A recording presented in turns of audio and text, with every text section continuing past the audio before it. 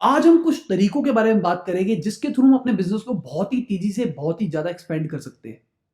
ये दो तरीके हैं, फ्रेंचाइजिंग एंड लाइसेंसिंग।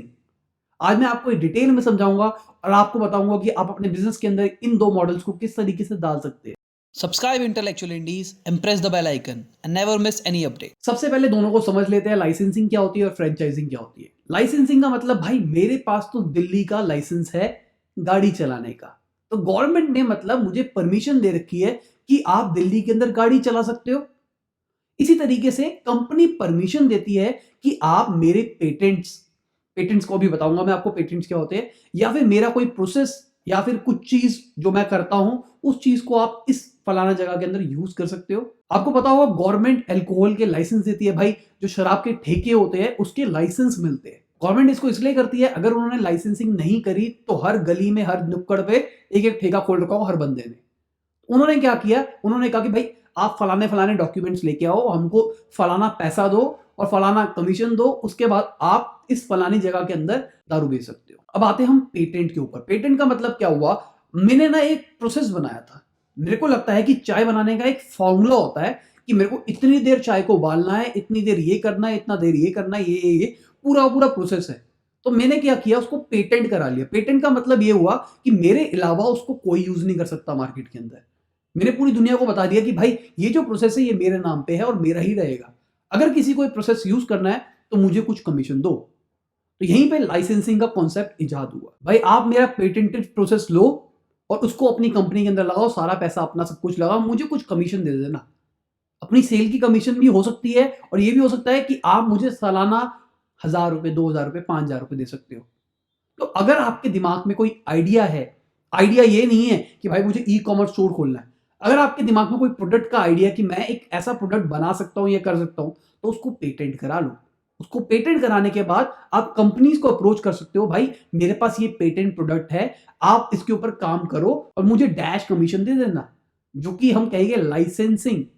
अब आपका एस्टेब्लिश बिजनेस है, मान के चलते हैं आपकी बेकरी की दुकान है और बहुत बढ़िया प्रोसेस करते हो आप। अब आप अपने आप को एक्सपेंड करना चाह रहे हो, तो आप क्या कर सकते हो, आप लाइसेंसिंग तो ले सकते हो। आप कह सकते हो किसी बंदे को कि भाई आप मेरा ये प्रोसेस ले लो और आप ऐसा कर लो वर लो।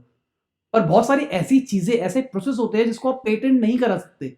बर्गर है, बर्गर बनाने का प्रोसेस पेटेंट नहीं हो सकता कि भाई ये टिक्की है, ये टिक्की ऐसी ऐसी है, इसको जोड़ा, इस पे ये लगाया वो लगा। अब इन चीजों के ऊपर पेटेंट नहीं कर सकते।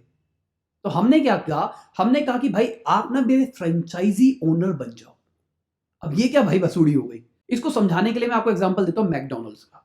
भाई मैकडॉनल्ड्स इतना बड़ा ब्रांड कभी नहीं बन सकता था अगर वो फ्रेंचाइज को ना मानता, अगर वो फ्रेंचाइजी सिस्टम ना लेके आता। आपको इंडिया के अंदर 200 स्टोर खोलने, 250 स्टोर खोलने। भाई मैकडी की सबसे बड़ी खासियत यही थी, वो एकदम तेजी से स्केलेबल हुए। और वो स्केलेबल करने के लिए उन्होंने क्या चीज को अपनाया, दैट इज फ्रेंचाइजी सिस्टम। हो सकता है शायद आप में से कई लोगों को पता हो भाई फ्रेंचाइजी होती क्या है। आपके घर के पास में जो मैकडॉनल्ड्स की दुकान है वो मैकडॉनल्ड्स के ओनर की नहीं है, वो किसी बंदे ने उसकी फ्रेंचाइजी ले रखी है। फ्रेंचाइजी का मतलब ये हुआ कि मैं गया मैकडॉनल्ड्स वालों के पास या फिर मैकडॉनल्ड्स वाले मेरे पास आए, उन्होंने कहा कि आप ना ये फलाना जगह के अंदर ना हमारी मैकडॉनल्ड्स की दुकान खोल दो और आपको दुकान खोलने के ना मुझे पैसे देने पड़ेंगे। मतलब अगर मुझे दुकान खोलनी है तो मैं मैकडॉनल्ड्स वालों को पैसे दूंगा कि भाई मैं आपकी दुकान खोल रहा हूं और वो दुकान चला रहा हूं मैं मैकडॉनल्ड्स के नाम पे। जितने इंप्लॉइज आ रहे हैं वो सब कुछ मैकडॉनल्ड्स के थ्रू आ रहे हैं। जो प्रोडक्ट दे रहे हैं, जो टिक्की विक्की तलने के लिए दे रहे हैं, जो फ्रेंच फ्राइज दे रहे हैं, जो भी चीज दे रहे हैं वो मैकडॉनल्ड्स वाले दे रहे हैं। देखा जाए तो भाई ब्रांड इक्विटी, मतलब जिनका नाम मैं चला रहा हूं वो भी मैकडॉनल्ड्स का ही चला रहा हूं, इसलिए वो सब कुछ ले रहे हैं। उसके बाद जो मेरा टोटल प्रॉफिट हो रहा है उसमें से कुछ कमीशन ले रहे हैं। स्टार्टिंग में इन्होंने एक फ्रेंचाइजी कॉस्ट भी मुझसे ली थी कि अगर आपको इस फलानी जगह पे फ्रेंचाइजी चाहिए तो आप मुझे 2 करोड़ दो, 2.5 करोड़ दो या XYZ अमाउंट दो। अब दोनों का डिफरेंस समझ लेते हैं। भाई दोनों के अंदर हमारे पास पैसा आ रहा है, हमारे पास कुछ चीज थी, हमने सामने वाले को किया और बेसिकली हम ग्रो कर रहे हैं। और फ्रेंचाइजी मॉडल के अंदर हमारी ब्रांड वैल्यू बढ़ रही है। भाई अगर मैंने मैकडॉनल्ड्स की फ्रेंचाइजी ले ली, मैं तो मैकडॉनल्ड्स का नाम ही कर रहा हूं ना, मैं अपनी साहिल बर्गर शॉप तो नहीं खोल रहा ना। फायदा तो हमेशा मैकडॉनल्ड्स का ही होने वाला है। 5 साल के बाद जब वो फ्रेंचाइज लाइसेंस खत्म हो, वो XYZ दूसरे बंदे को भेज दे, भाई देखो ये दुकान चलती चलाई है, आप यहाँ पे कर लो। और लाइसेंस के अंदर क्या हुआ, भाई मैंने किसी चीज को प्रोसेस को पेटेंट कर रखा था और मैंने कहा भाई आप बनाओ, मैंने कुछ भी नहीं किया। ना मेरा कोई बाप दादा का बिजनेस था, ना कुछ था। मैंने क्या किया, मैंने भाई अपने कंप्यूटर के अंदर बैठ के सोचा कि मेरे को इस टाइप का कुछ बनाना है। मैंने उसके अंदर बनाया, उसका छोटा सा प्रोटोटाइप बनाया और उसको पेटेंट करा लिया। उसके बाद उसका मैं पैसा खाया जा रहा हूँ। कॉस्ट इतनी सी लगी, मैंने कुछ भी नहीं किया और फिर भी मुझे महीने के पैसे आए जा रहे हैं। और इसके अंदर लाइसेंसिंग के अंदर एक फायदा होता है। आपने क्या किया, मैं एक बंदा हूं जो प्रोटीन बनाता है। मान के चलते एक बंदा है जिसने कोई ऐसा पेटेंट लेके आया जिससे प्रोटीन की एब्जॉर्प्शन रेट बहुत ज्यादा बढ़ जाती है। एग्जाम्पल के लिए लेके चल रहा हूं, तो वो मेरे पास आया, उसने कहा सर मेरे पास ये है, अगर आप इसको डालोगे तो आपको मुझे डैश लाइसेंसिंग कॉस्ट देनी पड़ेगी। हर प्रोडक्ट के ऊपर आप मुझे 20 रुपए, 30 रुपए, 50 रुपए दोगे। मैंने कहा भाई ठीक है। अब वो मेरे कॉम्पिटिटर के पास गया, उसको भी लाइसेंस दे दिया। उसने इंडिया के जितने भी प्रोटीन वाले थे सबको दे दिया। भाई मैं तो इंग्रेडिएंट डाल रहा हूँ ना उसका, जो उसने बताया मुझे, मैं तो वो कर रहा हूँ। उसके चक्कर में वो मुझसे कमीशन ले रहा है और मेरे कॉम्पिटिटर्स को भी वही चीज दे पा रहा है। और फ्रेंचाइजी के अंदर ऐसा नहीं होगा। आपने कहा कि भाई मैं एक दिल्ली के अंदर, रोहिणी के अंदर, डैश इलाके के अंदर आपको एक फ्रेंचाइजी देता हूं, तो मैं इतने एरिया के अंदर कोई दूसरा कॉम्पिटिटर नहीं खड़ा करूंगा आपका। इसलिए देखा जाता है कि मैकडोनल्ड्स, जितने भी फ्रेंचाइजी वाले सिस्टम है, उनके स्टोर साथ साथ नहीं होते। मतलब मैंने हर 200 मीटर के अंदर एक एक दुकान नहीं खोल सकता। फ्रेंचाइजी सिस्टम के अंदर ये लिमिटेशन आ जाती है। अब मान के चलते आपके पापा की एक दुकान है जो कि टिक्की बनाती है और बहुत ही फेमस दुकान है। एग्जाम्पल लेके चलते कराची बेकरी का। हैदराबाद की कराची बेकरी बिस्किट्स बनाती है, बहुत ही बढ़िया बिस्किट बनाती है, पर वो पूरी इंडिया के अंदर फेमस नहीं हो पा रही। जितने बड़े ब्रिटानिया बन चुके हैं उतने बड़े वो बन नहीं पा रहे, पर उनके बिस्किट बहुत बढ़िया होते हैं। तो वो कैसे एक्सपेंड कर सकते हैं? वो क्या करते हैं, वो दिल्ली के अंदर आते हैं और जितनी जितने बड़े बड़े जगह है वहां पे सब बेकरी वाले को कहते हैं कि भाई आप मेरी कराची बेकरी की फ्रेंचाइजी ले लो, मुझे डैश एक्स अमाउंट दे देना और इससे इस कमीशन में दे देना, मेरे सारे बंदे आएंगे, मेरा सारा रॉ मटेरियल आएगा, मेरे नाम पे बेचना और डैश कमीशन ले लेना आप। अब क्या हुआ, कराची बेकरी वाले के पैसे नहीं लगे। कराची बेकरी वाला अगर दिल्ली के अंदर या फिर इंडिया के अंदर 32 लोकेशन के अंदर अपना स्टोर खोलना चाहता तो उसको कितना पैसा लगाना पड़ता, कितनी सैलरी देनी पड़ती, कितना रॉ मटेरियल की कॉस्ट लेनी पड़ती, बहुत रिस्क भी हो सकता था। कल को क्या पता लगता वो फ्रेंचाइजी चली नहीं, तो पैसा किसका जाता, कराची बेकरी वाले का। पर अगर फ्रेंचाइजी नहीं चली तो किसका पैसा जाएगा, जो फ्रेंचाइजी ओनर है। फ्रेंचाइजी मॉडल की एक खासियत ये तो है कि हमारे पास कंट्रोल रहता है। लाइसेंसिंग के अंदर हमारे पास कंट्रोल नहीं है। हमने कहा कि भाई आपको अगर बर्गर वाली टिक्की बनानी तो कोई इस तरीके से बनानी है, यहाँ मोयोनीज लगानी है, इतने डिग्री सेल्सियस के ऊपर उसको तलना है, स्टैंडर्डाइजेशन करना है।